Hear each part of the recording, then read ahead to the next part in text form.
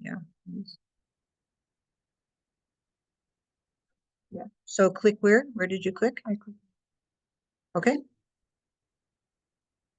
So the first talk we had was entitled Art of Being Human. And we investigated the human aspect of life, so to speak. So we came out with an opportunity to experience a glimpse of our primal purity, and that experience allows us to appreciate an alternative to being involved with habitual patterns. The glimpse of primal purity, there are many words for that we have. Primal purity, basic goodness, bodhicitta, your basic energy, your basic essence, this is the essence that we're talking about that is not concerned with duality or ego in any way. We're talking about when you have a moment where you're surprised and completely caught off guard. There's that basic nakedness of essence that appears at that point in time. Then, of course, immediately we cloud it over with all of our commentaries. Oh, I didn't know, da da da da da da da, and so forth and so on. So we're talking about that moment, and that's the whole purpose of sitting meditation, is to discover that naked quality of essence that we all have, part of our human quality, our primal purity. And so in discovering that, and that's why it's important that when you're sitting meditation, you're bored. Because if you're not bored, then your mind is going with all the things that you're thinking about. So there's no opportunity to really experience that moment of pure essence. And that is also the moment between thoughts, when there's no thought arising, between thoughts, where there's just openness, just space. So that's the beginning. That's the art of being human, discovering that primal space of essence that we all share. Then we went to the birth of the warrior. So the warrior, experiencing a glimpse of our primal purity, we are willing to look into our cocoon of habitual patterns, of repetitive thoughts, emotions, bodily postures, and gestures. And we have them for every situation that arises. You have a particular way, your body moves this way, your voice does this. It's all there for each situation, and that is your habitual pattern. So, and if you can catch your body when you're having that particular thought, you will see that your body takes that shape or that form or that posture whenever you have that thought. So it's a matter of beginning to just stop and look and find that. Where is that coming from? Why did I do that? What is the problem here or not? So with the birth of the warrior, we're starting to look at those particular aspects. We see how cocoon arises as a way of avoiding any direct experience of fear and sadness. That's our cocoon. Any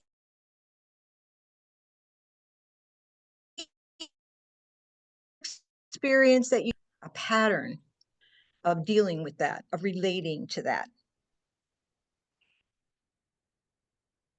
Our internet connection is unstable. Okay. We see how cocoon arises as a way of avoiding any direct experience of fear and sadness. Not turning away from these habitual patterns of the cocoon is fearlessness. The repeated practice of fearlessness brings doubtlessness.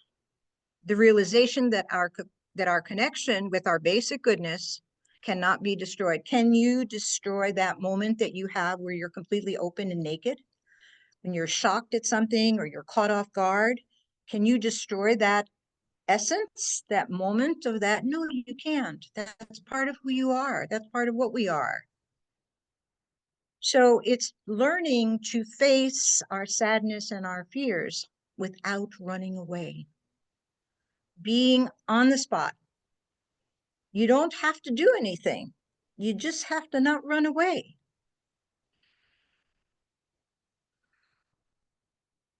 So then we came up with warrior in the world. So now that we had the birth of the warrior, now we have the warrior in the world. So having learned not to turn away from fear, we can extend that practice into everyday life situations without the barrier of the cocoon. This takes daring. You have to be willing to look, to be. Our genuineness manifests as softness and sensitivity to our world. Through daring and gentleness, we open to a clear perception of the world and its feedback. In doing so, our fixation on our own point of view relaxes, and we learn that we can work with whatever situation arises. So the birth of the warrior, we're quite a ways now from that initial discovery. We're now looking at our fear. We're now not turning away. We're now facing it. So the warrior at this point, and this is where we are now, this is today, communication. What does communication, what kind of communication do we have at this stage of the development? Clarity, clear seeing of the world as it is, not our perception of how we want it to be or pretend that it is, but how it actually is. Respect. The phenomenal world manifests natural order and presents learning possibilities. Is there any question about that? No? Everybody understands phenomenal world manifests natural order? We don't see it sometimes, but if we go into nature, we can see right away the natural order of the phenomenal world. There's no question who's in charge, what happens. Awake. The experience of the world automatically wakes us up. So you're in your little dream world, moving about, and then all of a sudden, boom, something happens, and you go, oh. So you wake up to what is going on. If this is great in driving, you're going along, and then someone pulls in front of you, right? So the phenomenal world constantly is giving us wake-up calls.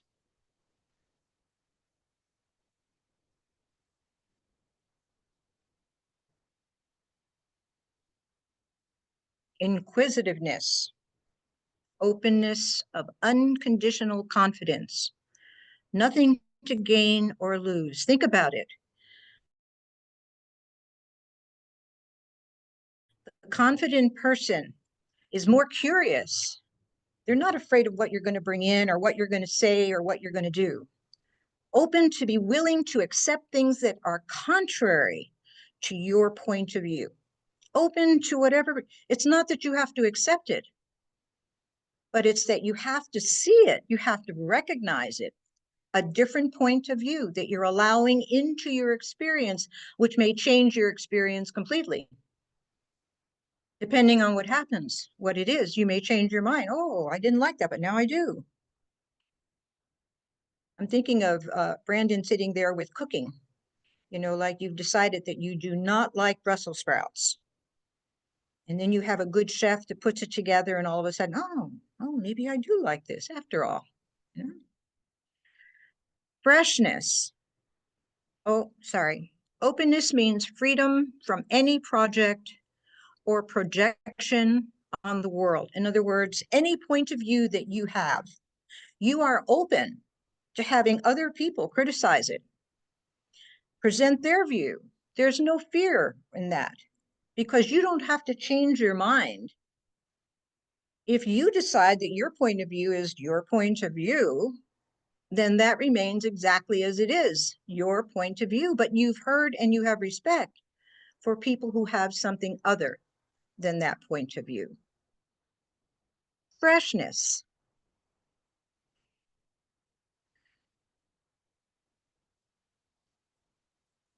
Welcome. Whoop. So you experience, which is not contrived or cooked up. There's no strategy. There's no basic planning that you have, you know, that this is my project. I've worked so hard to develop this. This is the way it is. And then someone comes in and says, oh, well, have you thought about da da da da da da da? And you are willing to open up to that point of view, to see it, to just see it for what it is. And maybe you'll change your point of view. But if you're not, oh no, this is the way it is. This is the way I set it up. This is the way it's going to be. So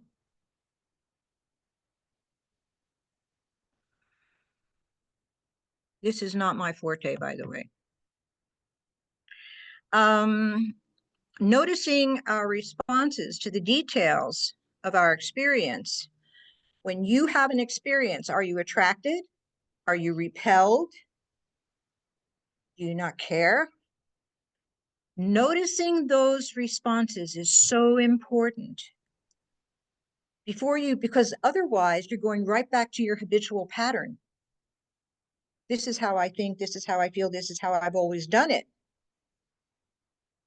So noticing the responses that you have to different, oh no, I don't eat asparagus. I don't eat asparagus. Noticing that is really important. It means that there's some space between your pattern and the actual mind that you have that will allow for action coming in after that. Spontaneous exploration, non-goal oriented questioning. You're not trying to prove something. You just want to know. You're curious. Why does that work like that? How does that happen? When you're closed, you don't ask those questions. You just assume it's that way because that's the way you've been told or because that's the way you want it to be. See how we can use awareness of our responses to the world and to our thoughts as a reminder to wake up. That's pretty obvious. Oh, I always do that. Maybe I need to look at that. Maybe I need to undo or be more open so that other things can actually come into my world.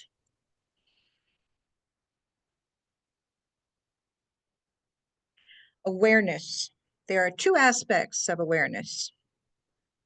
There is a sense of space in our perceptions and in our state of mind. All of a sudden now you've got more space in your mind. It's not automatic. You're not on automatic. You're on manual transmission.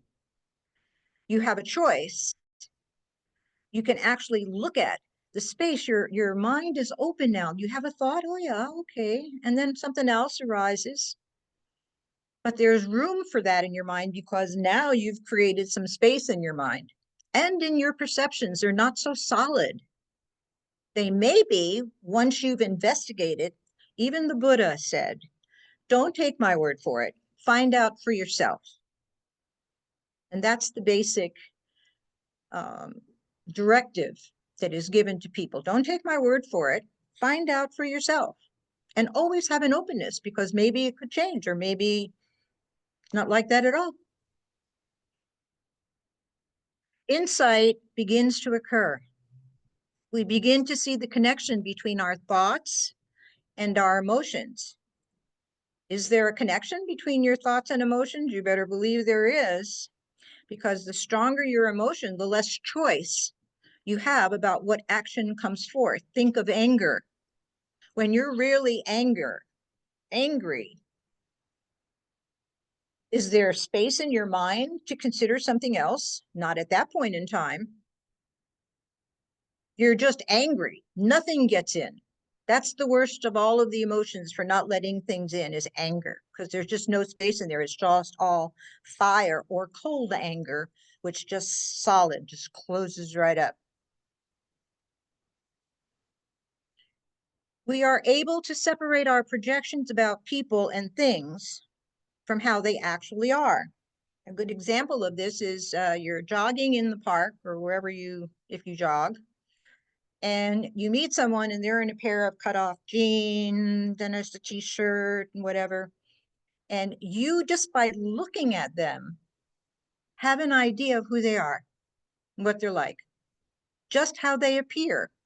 You have a perception of how you think they are. So if that person changes into a three-piece suit and is in a Rolls Royce, oh, all of a sudden you have a different opinion or a different approach or a different energy when you come towards them. So appearances, very important. You can't just make assumptions by that. That's when you first meet somebody new. It's important what you look like. What kind of opinion do you want them to have of you? Because that's what they're going to take away. They can't help it. They see that, they think this. So how you present yourself, people coming into your house, how you live, how you eat, how you talk, how you move. Every single one of those actions creates perceptions on the other person as to whether or not they want to go further with you or not, but how they respect you or they don't. And of course, we need to respect everyone. That's a given. So we can separate the present moment from the past and so on. You had a fight with somebody. That was yesterday. Today, they're walking towards you. This is a fresh moment. Anything can happen in this moment. It's completely open right here, right now. I could get up and move over there. I could get up and start dancing or screaming. I could do anything I want. This is the space. This space allows for anything to happen in it.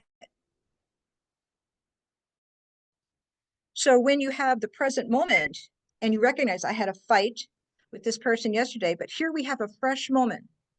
Are you able to just let go of the aggression, anxiety, or whatever it is that you have at that moment? Are you able to create a fresh moment, a fresh experience with this person? It's up to you. It's not to say you never, never, ever let go of your intelligence, your wisdom. If you've been hurt by this person, then you don't do that again. You don't provide that opportunity again to experience that again because you've had that experience, you know. But this moment is fresh. This moment you can relate. We begin to develop insight into the discontinuous, patched up nature of our cocoon. The cocoon is torn. You're looking out now. You're getting a little bit of freshness here. There's something else. Oh, what's this all about? A little daring comes in to step out further, to check it out. We fit what we see into a comfortable or familiar scheme. We shut out any vastness or possibilities of deeper perception out of our hearts by fixating on our own interpretation of phenomena. The minute that you close that mind, oh, this is what it is, done. You no longer see it. And that happens with everything, how we live our life. We say, oh, that's a red flower. That's it. As soon as you label it, you no longer see it. It now goes into your warehouse of prior experiences and thoughts, the Alaya Vijnana, the eighth consciousness, where it's stored to be brought out again for the next situation, wherever your thoughts take you. So, and you discover, that's one of the things you discover when you start meditating and you start going outside or inside, whatever, you see things you've never seen before. You see colors you've never seen before. You see the intricacies of how things are made or exist or have come together. Whereas when you label it, oh, that's it, gone. So your whole world of perception changes. A problem arises only if you try to manipulate a situation to your advantage or ignore it.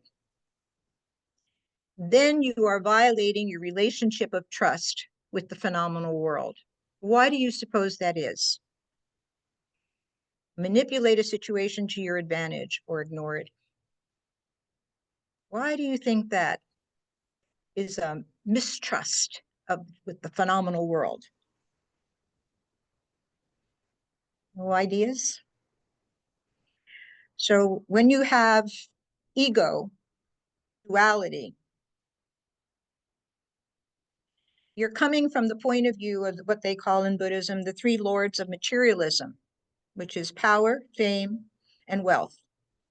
Those are the three motivating factors, the three lords of materialism.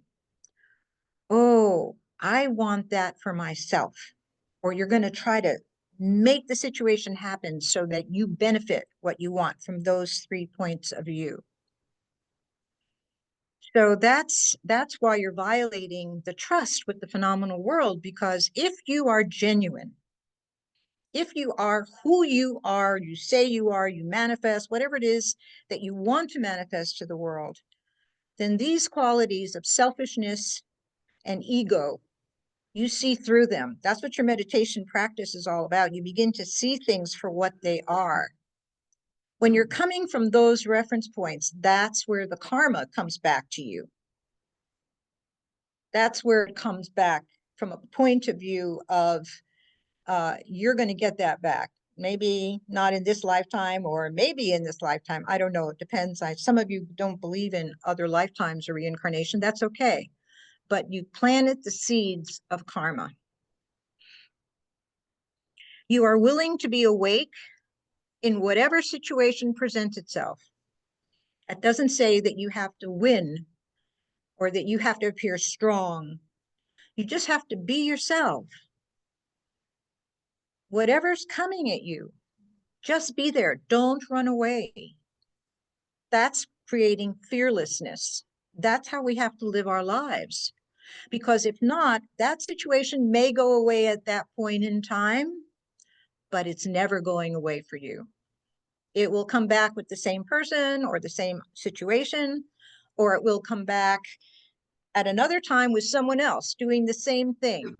So you never really get rid of it. It doesn't go anywhere. It's there with you. It's in you, in your mind. The only way you can get rid of it is to relate to it, to face it, deal with it. You are not on the side of success or failure. Success and failure are your journey, because you're not boycotting anything. And because you're not boycotting anything, that's the journey that we're taking. We will have success and we will have failure, because number one, we're not perfect. We don't know everything. We're learning. Our journey is about learning, uncovering.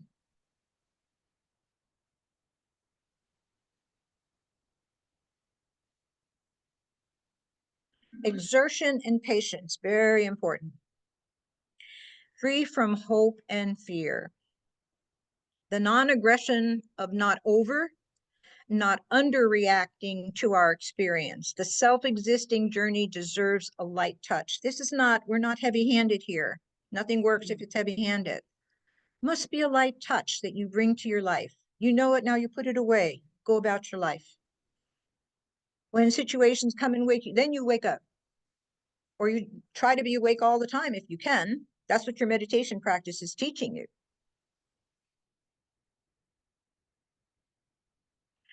Steadiness. You have balance and flexibility. Even-tempered, yet colorful.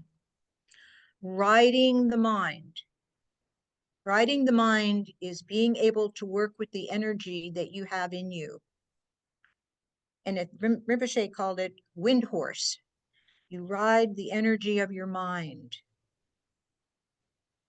You ride the energy of your emotions. You don't try to get rid of them. You make friends with them. Anybody who's done any of Tsoknyi Rinpoche's talks will tell you that he has actually working with my beautiful monsters, he calls them, his beautiful monsters. And until you make friends with them, because pushing them down is not going to work. They're going to come back up. It's like a volcano exploding. You push down, and finally it just explodes. So you have to feel it, taste it, touch it, see it, your emotions. You have to be with them. You have to ride the mind. Humor providing a fresh start. Humor is so fantastic. When you're laughing, you're so relaxed. You're really enjoying life. So humor always brings you to that point when you can relax and laugh. So humor is really important. Oh, I really messed it up that time. Let me try again, that kind of thing. So the minute you can have that light quality to it, the better off you are. The mature warrior maintains their equanimity in the face of the unexpected. And here again, you face your fear, whatever arises, that's what it is. And you maintain your equanimity. You're working with it. You're not running after success and fame.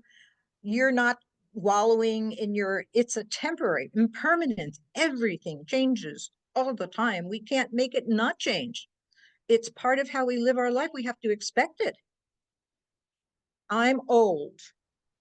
And so when I look back at how we did things in my generation, nothing like I have grandchildren, great grandchildren, and I'm watching all of them and I'm in amazement, complete amazement, because that world was not my world that I grew up in. My parents just looked at you and you froze. Nowadays, they can look at you all they want and the things just keep going right on, right? So there's no, you wonder sometimes. Yes, okay. So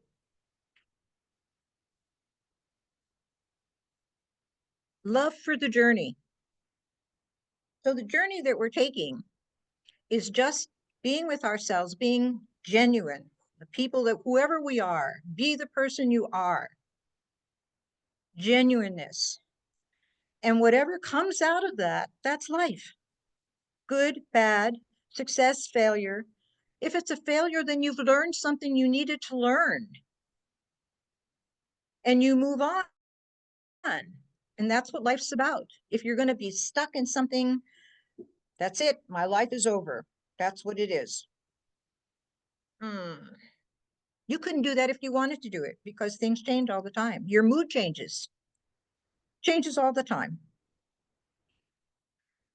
So pain and pleasure awakens liveliness. Rinpoche once said that as we get into this more and more and we have the habit of dealing with our ups and downs, our life as a whole and so forth, at some point after you keep doing it, you see something coming and it's facing one of those areas of your life that you don't particularly want to face.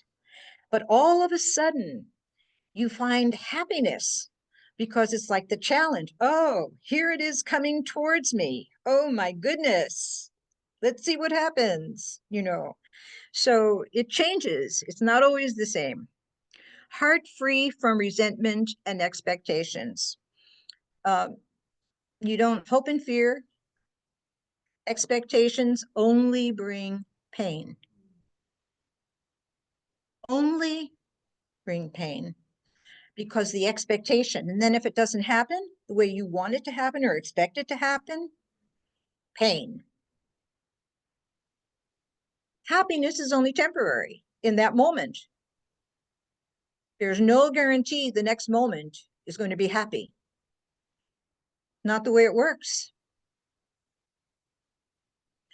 We never tire of being warriors. So the warriors here, it's not warrior where you're going to go into battle. You're going into, the warrior here is someone who's facing, and we talked about that in The Art of Being Human, who's willing to actually look at and face those aspects of our lives that for so many times we don't want to deal with it. We don't want to see it. We get anxious, nervous, whatever it is that comes up during those times. So we never tire of being warriors because that is your life. You can say, oh, no, no, I'm going to hide. I'm going to hide. I'm going to create a situation whereby none of those things are going to bother me anymore. Good luck. I don't think anybody can do that. I don't think so. Because not only that, but then your wants change. So now you've created this island that you're on that you can't be hurt because you're now living on this island. And then what happens is you get lonely. So now you're back in pain again. Something's always arising, always arising. So exertion is what allows us to ride our mind through any terrain it happens to be in at that time. Exertion is your energy, not going to sleep, not, I can't deal with that now. When things do happen in which we overreact, we can let this be a reminder of our awake mind and human heart. So an awakened heart allows us to live without resentment or expectation. It's a learning process. And what happens as you do this is that you become more compassionate. You have more understanding for the pain that people, you see what they're doing and you feel in pain for them because you realize that they're only going to be suffering, the suffering that they're experiencing. And so how can you get angry at someone when you see how much pain they're in because of what's coming at you? And the other thing is that you never have to take the aggression of somebody else. If they're putting out aggression to you, it's like bait. You threw the bait out and you're the fish. Oh, they're going to reel you right in. The minute you respond to that anger, the minute you respond to that, they got you. So you have to be confident, genuine, and have enough awareness to know what you want to be involved in and what you don't want to be involved in. You don't have to take it. You can just let it be where it is with that person. You can just let that anger just be with them. That's their problem. That's not your problem, per se. Right. So the meditation practice, now we did group meditation practice here, and this is before you all came in, but we did a group meditation practice, and we're going to do a group meditation practice before the talks on an ongoing basis from now on. But the meditation practice for this stage of development of the warrior in the world, of the awakened heart, is basically be wakeful with a light touch, a balance of precision within a sense of freedom. At this point, you're relaxed in your meditation. It's not something new to you. You've done this, you do this. Hopefully, every day for an hour would be fantastic, but at least 3 times a week for an hour. And if you don't do it regularly, what happens is the benefits that you get from it, it begins to be you outweigh them. You just don't have it anymore. So it's important that you keep the continuity of that. At some point in your life, having to sit for an hour a day isn't necessarily, when you get to a certain point where your mind is trained and stable, then everything that comes to you, you're awake. That's your meditation. So your meditation is on the cushion and off the cushion. So here, a balance of precision. Precision is that you haven't been taken away by your thoughts and you're with your breath, or you're in the space of where you are. Establish a connection with your seat, posture, breath, and labeling technique. Then raise the eye gaze and have a sense of the whole environment with the breath happening within that space. Eye gaze up. Whole space is filled with you, with your awareness. There. You never come back in again. You're just always out. Let your awareness go out with the breath 360 degrees to fill the space. Let experiences come and go. So as you're in the space 360 degrees, and your out breath Things come and go. You're there. You never leave the space. Space is always there for you. If that is enlightenment, believe it or not, when you have a point of view that you can remain in that space, never leave the room, and thoughts can come and go, but you are there. You're not taken away with them. That's enlightenment. That's what it is. It's so simple. You first have to recognize that space, that natural awareness, that basic goodness, that primal purity. It's really important that you identify with that you recognize that. Because without that, then your journey is, I don't know what it is, but it's not, you're not going to go much. You're not going to go anywhere unless you've actually recognized that space in your mind when you're in that space, which is called the fourth moment.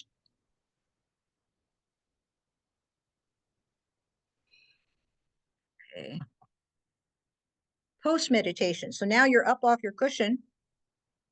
What does your meditation look like now in the fourth talk?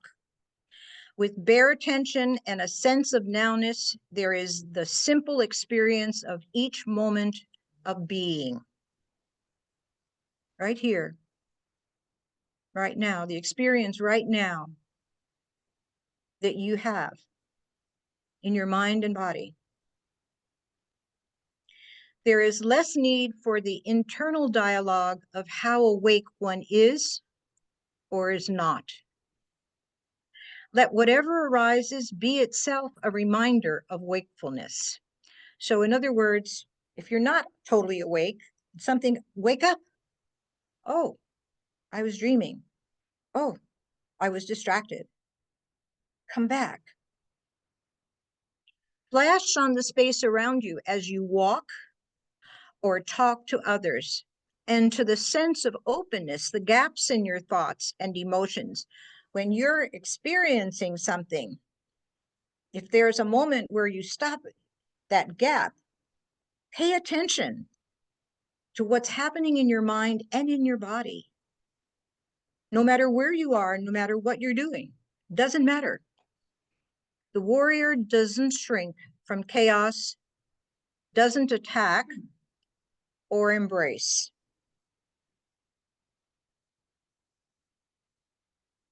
Doesn't attack or embrace. You're holding your spot. Whatever comes, you're that steady, that equanimity that we talked about is there. Fruition. We can experience the world as open to possibilities because we have no project to defend. We can pay attention to what is happening without prejudice. If you're so involved in your project that you completely lose sense of what else is going on, then again, and it's because this is my project. This is mine. Where is mine, my, me? All ego.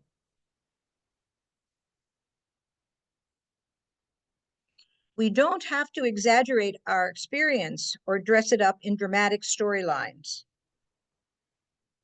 We don't have to interpret our perception of the world in our own terms. By approaching the world with the attitude of questioning, we see it from different angles. So if you're not so holding on to your own point of view, then you can see the world from many different, and in our world today, we must do that. How can there be peace in the world if we can't accept other people's way of living? We don't have to live like that, but there has to be an accommodation for people to do what they choose to do, providing, of course, it's not hurting someone else or something. We begin to understand how other people relate and to their world because we do not have a program we are trying to impose. I'm thinking of the residential schools that were put out by the government for the Aboriginal population. And because they wanted them to lose the language. They didn't want them to have their language, so they couldn't speak their language, even when they had brothers and sisters that were there, right? could not. They would be punished severely for that. So we're not trying to impose our ways onto someone else. They have a right. What we do have to pay attention to is respect for others, a ground of compassion and kindness and understanding that we can have with other people. If we don't have that, and we are special, and everybody has to be like us and think like us, we're in big trouble. That's not going to create peace. Not going to do it. Connecting and communicating with the world more directly permits us to experience our heart and the way we respond to experience. Rather than using those responses as an occasion to regenerate habitual patterns, we can use them as reminders to wake up further. When we allow, oops, I'm so sorry. How do I go back? Oh my goodness. My technician. Thank you. So when we allow ourselves to meet the world in this way, without hope and fear, we find resources of steadiness and energy. This brings love for the journey. And I think that is it. Yes. So are there any questions or anything anyone would like to say? Yes? Actually, from the beginning of your presentation, and you're supposed to look at things as the way they are, not you think they are. And my thought is, how do you know when you're looking at something the way it is versus the way you think it is? That's where your inquisitiveness comes in. And you look at it and you say, oh, this is my point of view. This is my projection. Is there something else? Is there another projection? Is there another way around this? Is there another point of view that I could look at as well? Okay, so you're speaking more.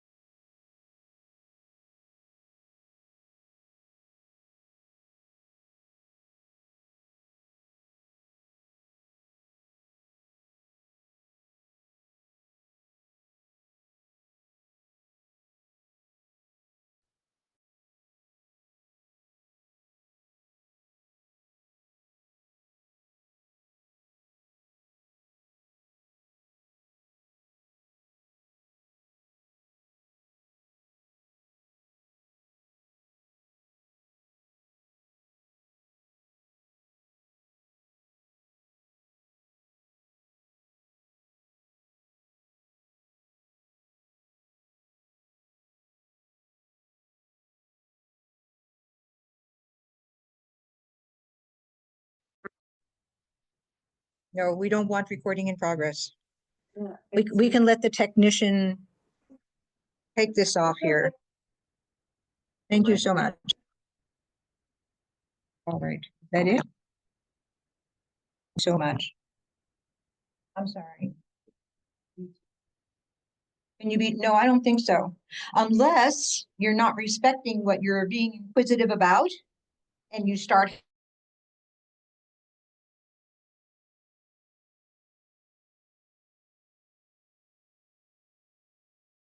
handling